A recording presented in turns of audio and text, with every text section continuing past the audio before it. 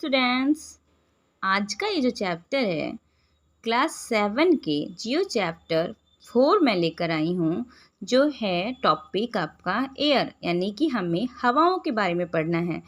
ये जो आज की वीडियो है ना, ये सिर्फ आप इससे ये जियो का चैप्टर है, वो क्लास 7 का है, तो इसलिए ये नहीं कह सकते कि सिर्फ कॉम्पिटिटिव एग्जाम की जो तैयारी कर रहे हैं उन्हीं के लिए इम्पोर्टेंट है। ये उन सभी बच्चों के लिए भी इम्पोर्टेंट है जो क्लास 7 क्लास 8 यानी जो स्टूडेंट्स लाइफ में भी हैं, अपना स्कूलिंग लाइफ में हैं, उनके लिए भी मोस्ट इम्पॉर्टेंट है। और आजकल तो खास करके पेपर का टाइम चल रहा है, तो बच्चे इस तरीके से, जो बच्चे क्लास में किसी दिन प्रेजेंट ना रहे हों या ना समझ पाए हों, तो ये वीडियो उनके लिए काफ़ी हेल्पफुल होगी। वो इसे ज़रूर से देखें। वीडियो थोड़ी लंबी होगी क्योंकि चैप्टर एक्सप्लेनेशन है, तो इस चीज़ को देखिएगा ज़रूर, पूरा समझने के लिए पूरा देखिएगा। स्टार्ट कर रही हूँ मैं। आवर अर्थ, हमारी पृथ्वी, क्या बताया जा रहा है कि आवर अर्थ, हमारी पृथ्वी के चारों ओर एक ब्लैंकेट समझ लो, कि कि मोटा कंबल सा, हवाओं का वो आवरण बना हुआ है, वो क्या कहलाता है? एटमॉस्फेयर, यानी कि उसको हम लोग वायुमंडल कहते हैं। ये हमें क्या देता है? तो ये हमें वो हवा देती है जिससे हम ब्रेथ कर सकें, यानी सांस ले सकें। ये हमें सूर्य की जो हानिकारक किरणें होती हैं उससे सुरक्षित रखता है, उससे बचाता है।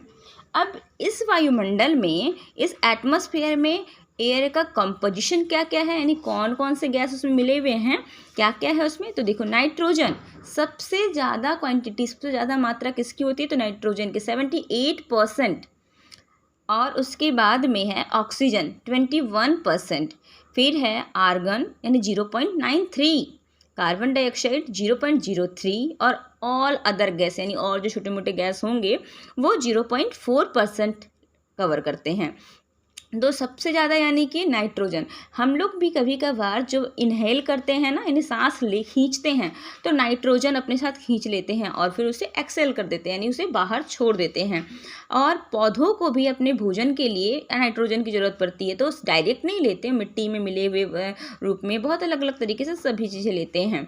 और ऑक्सीजन जो हम सांस लेने के लिए यूज करते हैं, ये ऑक्सीजन हमें कैसे प्राप्त होता? तो आप सब जानते हो कि जो प्लांट्स हैं वो क्या करते हैं? तो वो ऑक्सीजन को प्रोड्यूस करते हैं, वो ऑक्सीजन को बनाते हैं फोटोसिंथेसिस के द्वारा, और वही छोड़ते हैं जो हमें सांस लेने में, जिससे जो हम इनहेल करते हैं।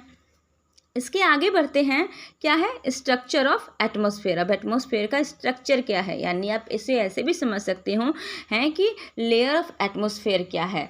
तो हमारे वायुमंडल की परतें, सबसे पहले क्या है? ट्रोपोस्फेयर। इसकी हाइट कहाँ तक है? जो 13 किलोमीटर तक की, यानी ये हम जिसमें आपको देख सकते हो ना, हवा जो हम सांस लेने वाली, जो हमें हवाएं मिली, वो सारी इसके अंदर आती। स्ट्रेटोस्फेयर, स्ट्रेटोस्फेयर कहाँ तक फैला हुआ है? तो 50 किलोमीटर तक। ये यानी कि जो एरोप्लेन वगैरह हम उड़ते हुए देखते हैं तो वो इसके अंदर होता है।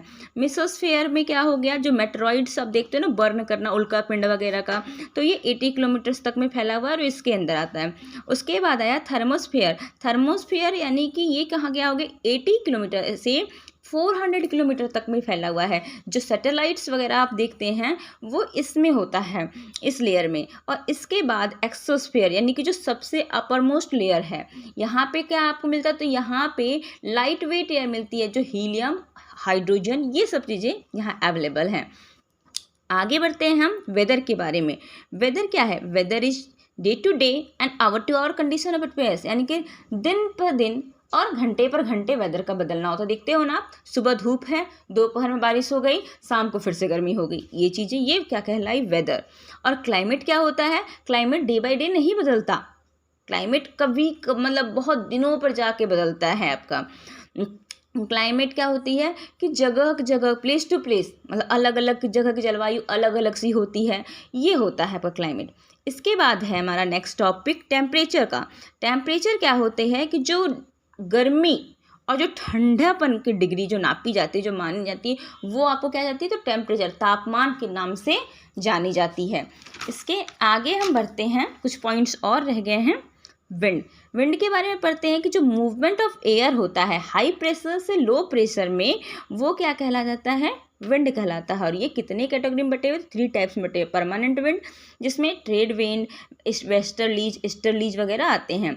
सीजनल विंड, जैसे कि मानसून, उसके बाद में लोकल विंड, जैसे कि हमारे नॉर्थ इंडिया का लोकल विंड होता है क्या, लू। इसके बाद है क्या, मॉइस्चर।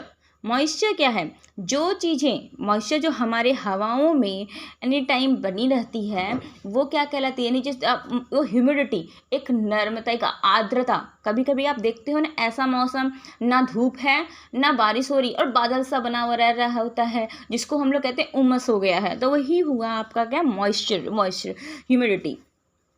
इसके बाद हम लोग क्या है, रेनफॉल के बारे में पढ़ेंगे। रेनफॉल क्या है, रेनफॉल हमारे प्लांट्स एंड एनिमल के सर्वाइवल के लिए, उनके जीवित रहने, जिंदा रहने के लिए बहुत इंपॉर्टेंट है। और ये हमारे पृथ्वी को क्या देता है, तो फ्रेश एयर प्रोवाइड करता है।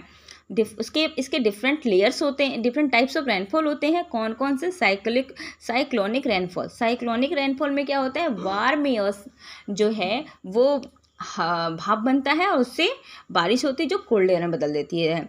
उसके बाद है रिलीफ और ऑरोग्राफिक रेनफॉल, जो कि क्या हो गया, मॉइस्चर वाले एयर हो गए।